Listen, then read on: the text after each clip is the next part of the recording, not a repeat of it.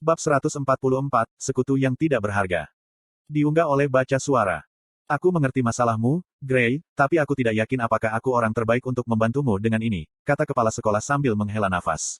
Tidak peduli seberapa kekurangan kipul kamu dibandingkan dengan kebanyakan anak seusiamu, kamu masih anak dengan banyak waktu untuk itu berubah.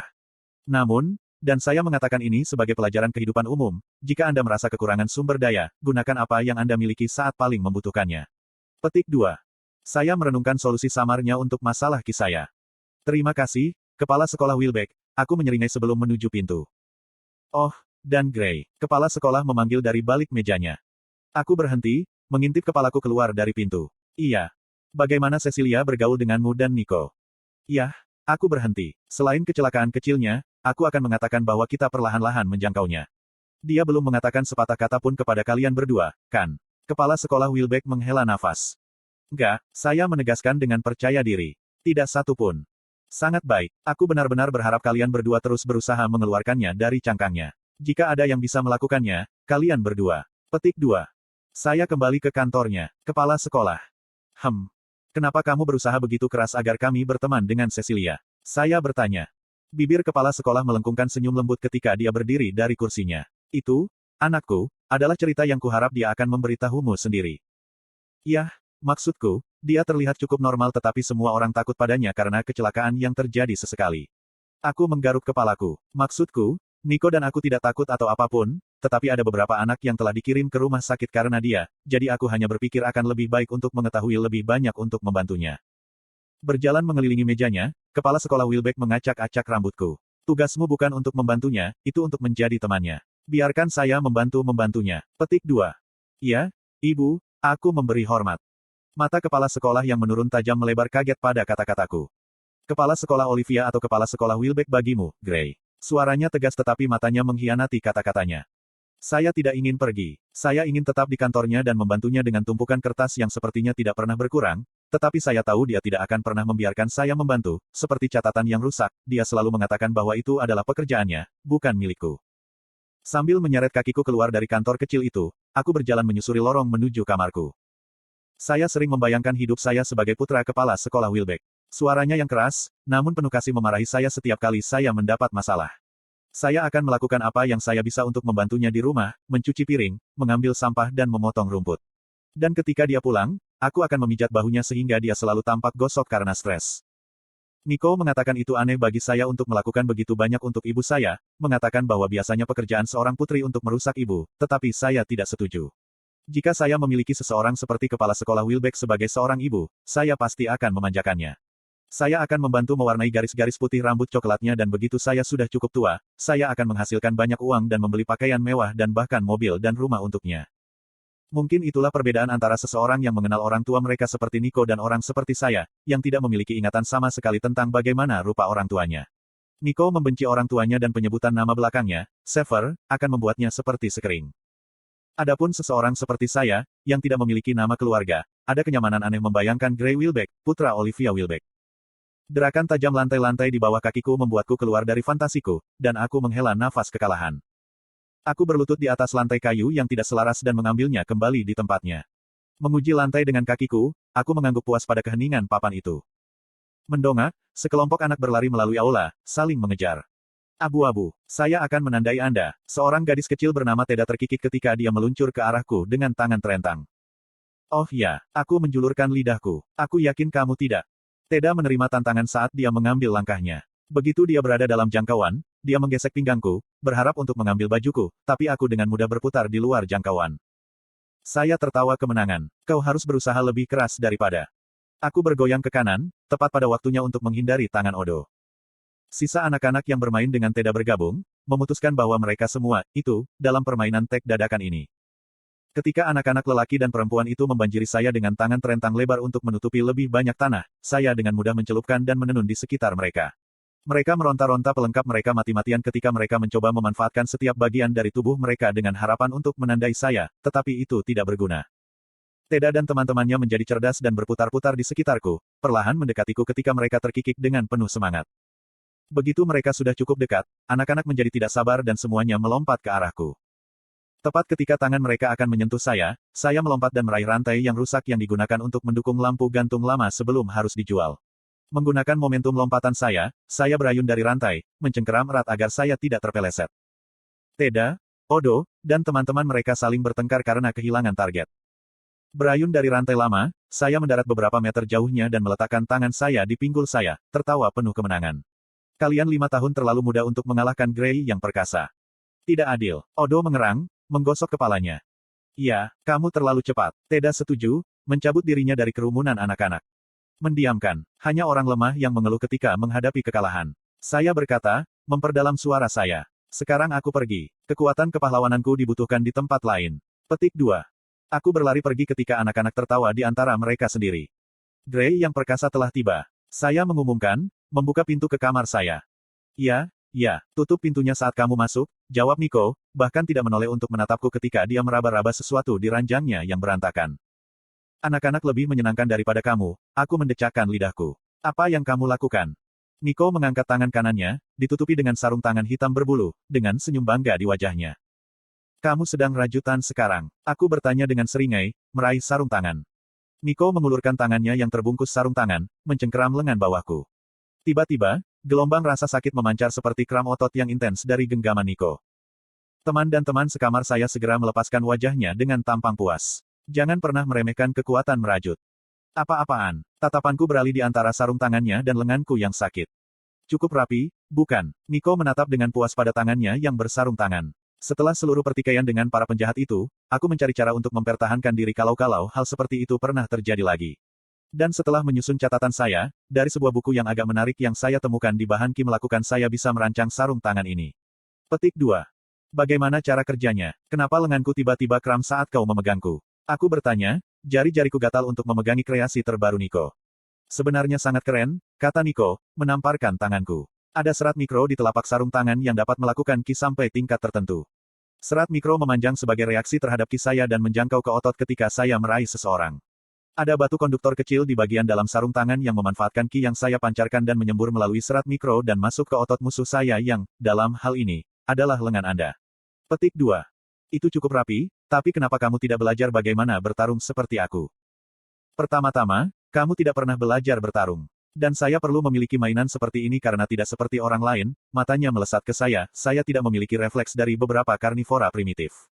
Jika saya harus mengatakan, refleks saya berkisar antara slot dan kura-kura. Petik 2. Saya tidak bisa membantu tetapi terkekeh pada perbandingan. Yah, sarung tangan itu terlihat berguna dan semuanya, tapi sepertinya itu hanya akan memberimu waktu, aku menunjukkan, melenturkan tanganku yang sesak. Ya, dan kelemahan lainnya adalah microfibers, yang harus saya beli dengan sebagian uang yang kami dapatkan dari menggadaikan perhiasan. Tidak bertahan lama, Nico menghela nafas ketika ia melepas sarung tangan hitam yang kabur. Aku melihat tumpukan buku yang menumpuk di seluruh sisinya. Aku yakin kamu akan memikirkan sesuatu di sekitarnya. Ngomong-ngomong, bagaimana Anda memberikan uang yang kami dapatkan ke kepala sekolah?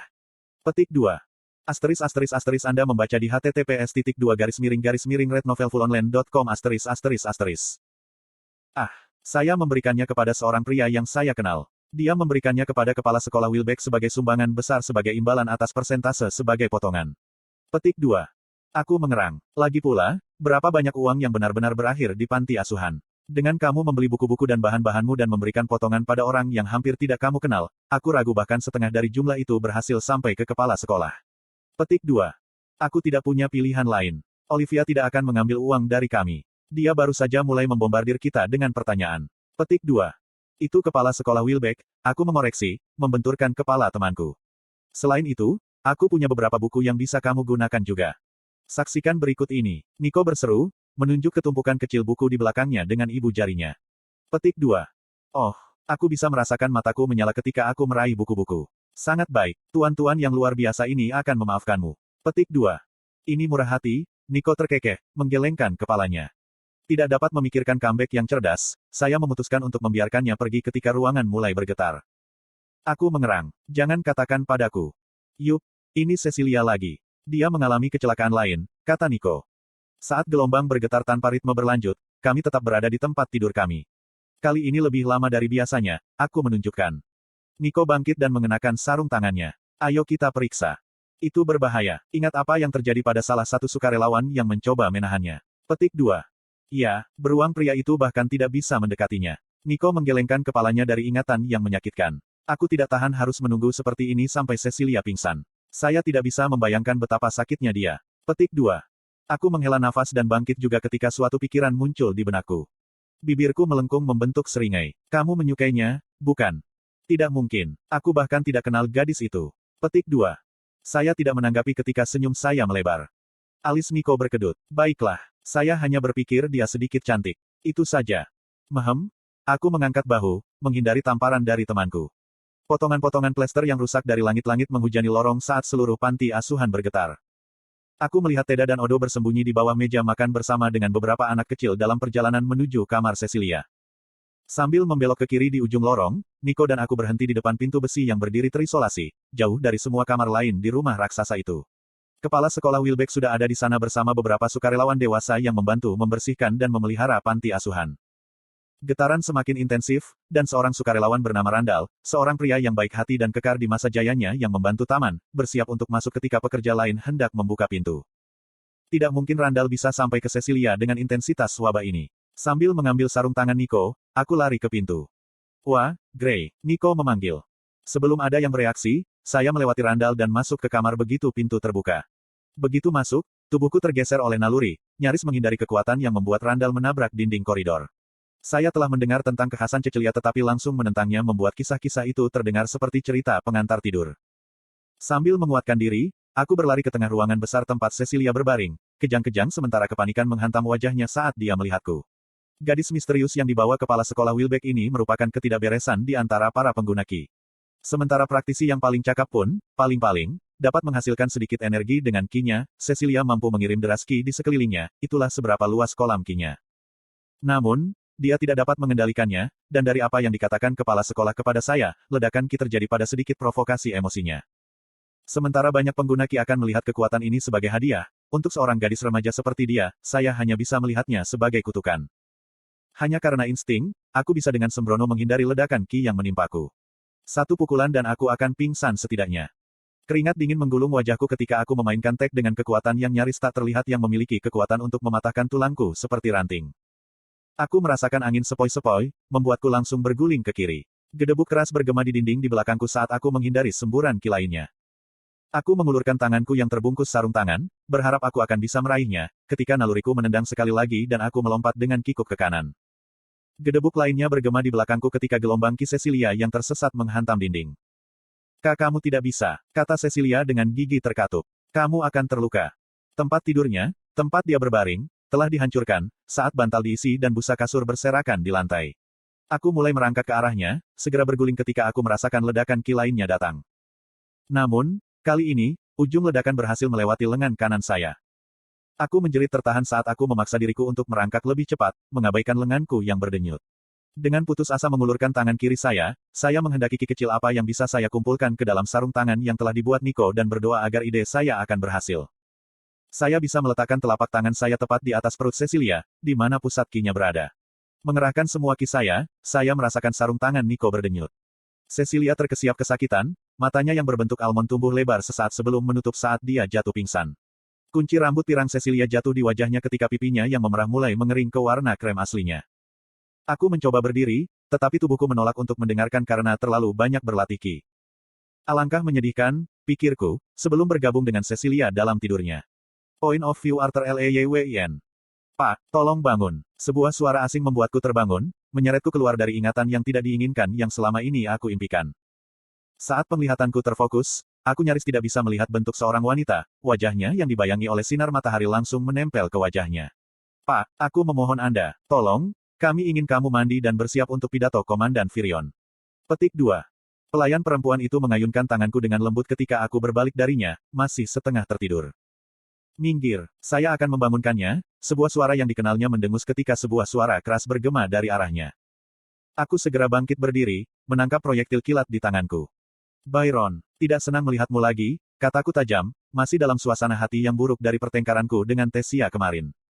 Aku tahu kamu sudah belajar beberapa trik baru, jawab Byron dengan tangannya yang masih terentang.